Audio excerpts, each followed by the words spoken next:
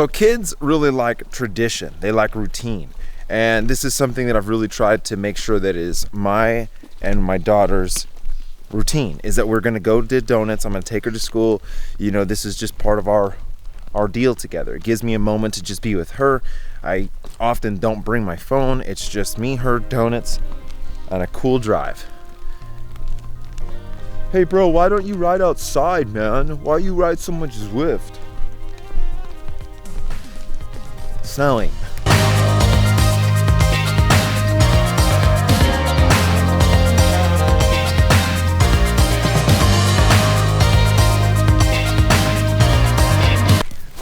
Jump, jump, jump.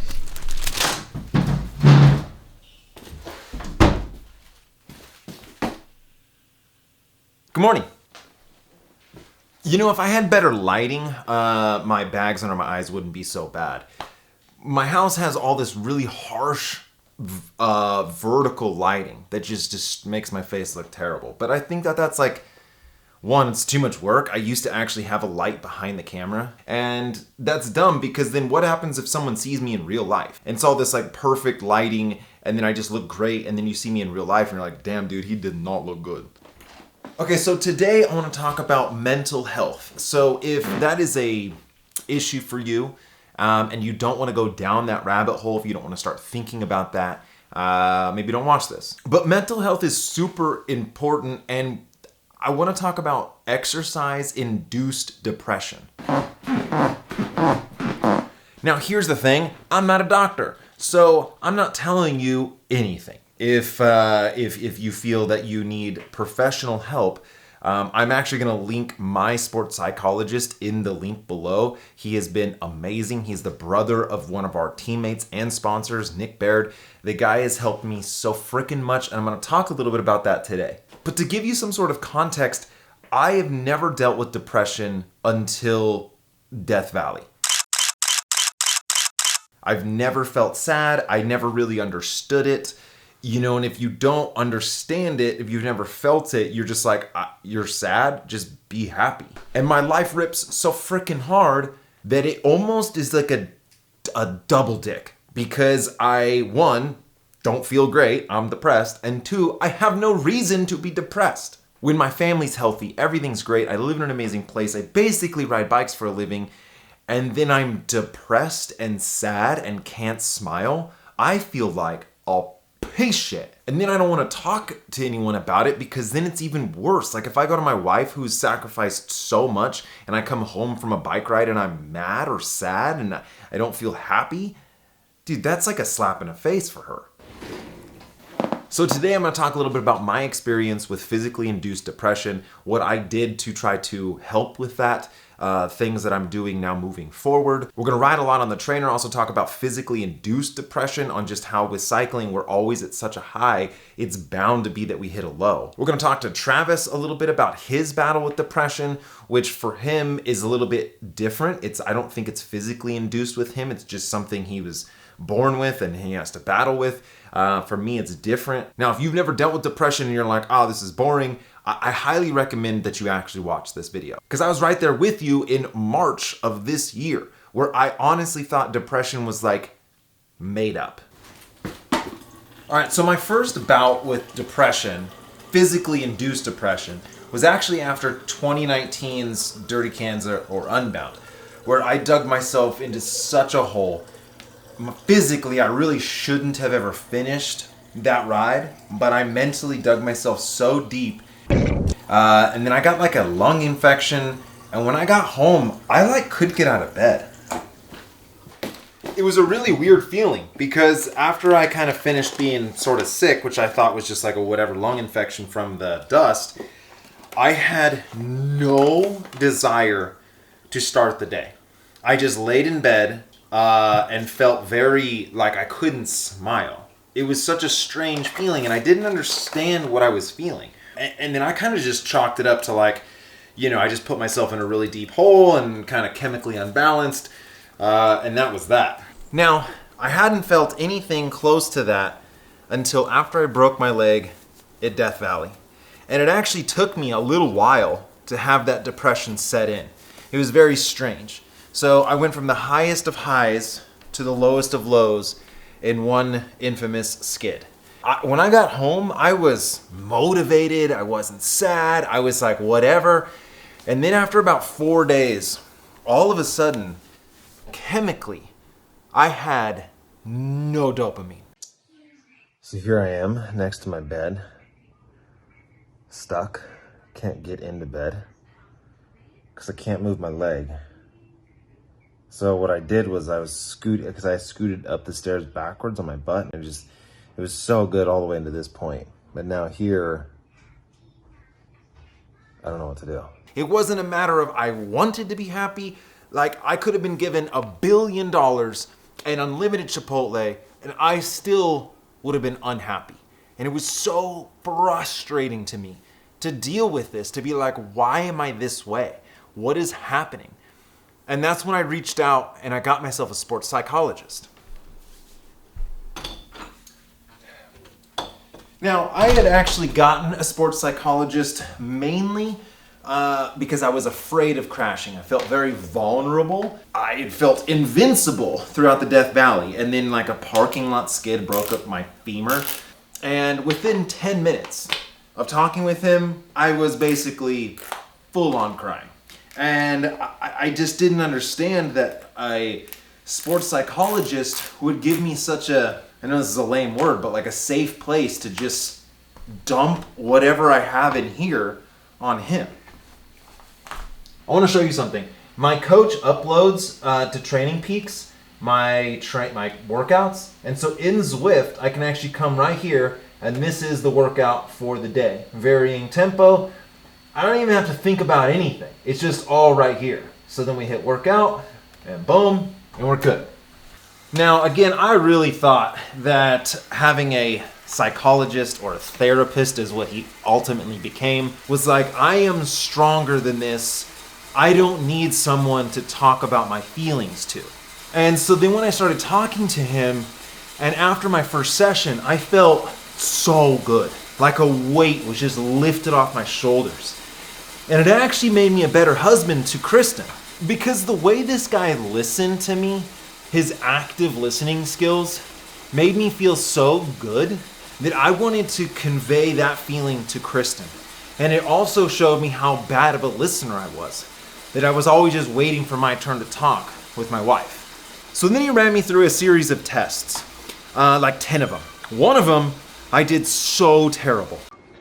Dude, this one's hard as shit. I'm not really understanding. I'm like, it's the tutorial, dude, and I don't understand. I don't understand. The rest were all right around average or slightly above average. But then one of them where it was like, what, dude? Am I in the Matrix? I was like top 98 percentile or something. Like, I was wildly good at it. And I was so excited when I talked to him. I said, hey, I'm a genius. And he was like, well, there's 3 tests here that can potentially show signs of depression, clinical depression. He said, if you do bad on this one, which I did, and you do good on that one, which I did, that can show actual real depression. And so then it was funny because I went from like feeling not depressed that I did so well on this test that actually, in fact, by doing well on that test, I was potentially clinically depressed. But I'll tell you this, it was actually really beneficial for my mental health to have gotten science to say, hey man, you're not a piece of shit. Something's up with your brain. You feeling this way, it's okay. So then over the next 6 weeks, I worked with a sports psychologist and really learned a lot of lessons about how to deal with my mind. And one of the biggest things was reframing my thoughts. He told me about this triangle. So the triangle goes like this. You have your thoughts, which are very hard to control. Those are just gonna pop in your head and they're gonna happen. Now what those thoughts are gonna do is now dictate your feelings.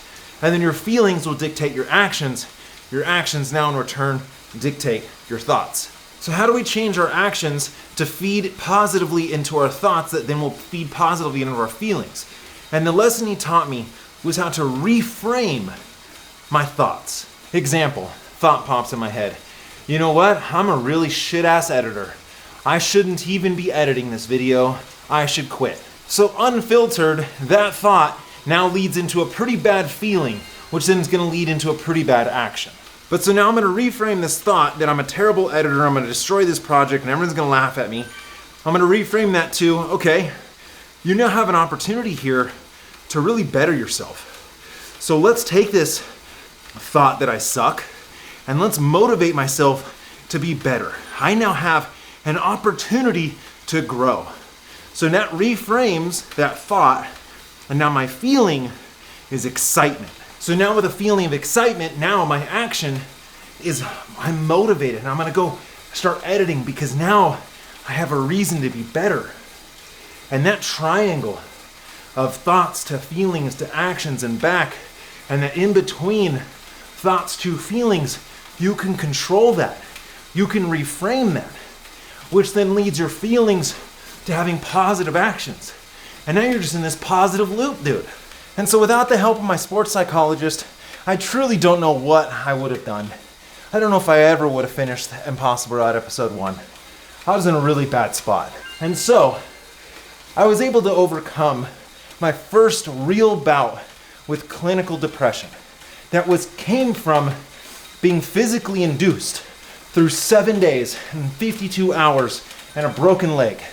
And once I got back on the bike, I was happier than I have ever felt. I felt pure joy and bliss, but I had to go through shit to get there. So now we're gonna get our workout going. And then I'm gonna talk about the second time I physically induced depression.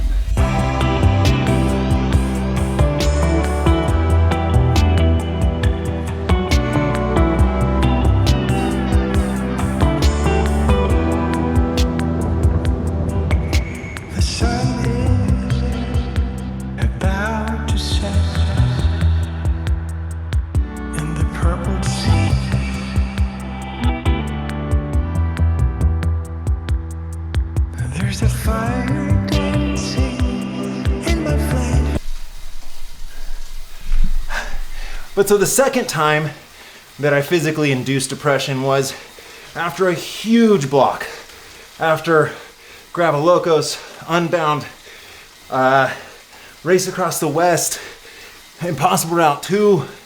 I mean, I was full gas. And I had a lot of issues with the editing, and I was just so down on myself. And I put myself in a situation where I dug so deep. I wasn't sleeping right. I wasn't eating right. I was just focused on getting this edit out for an in real life premiere. I was going so hard in so many areas, and then I just felt it.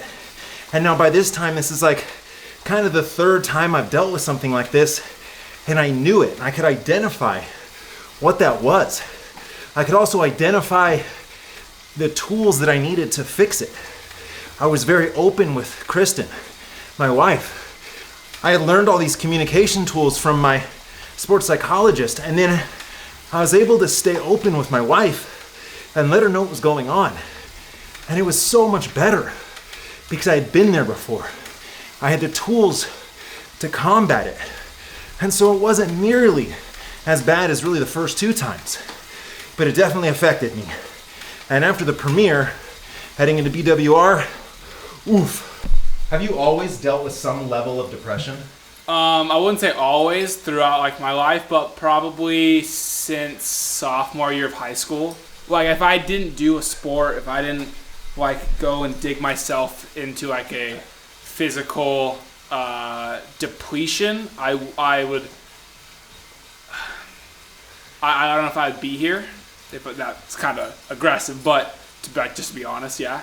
Going out on the bike and either clearing my mind, emptying my mind, so like nothing's happening, clearing my mind, or battling those demons by pushing hard on the pedals. And so what tools are you using at the moment to work on that? Oof, I'm not at all.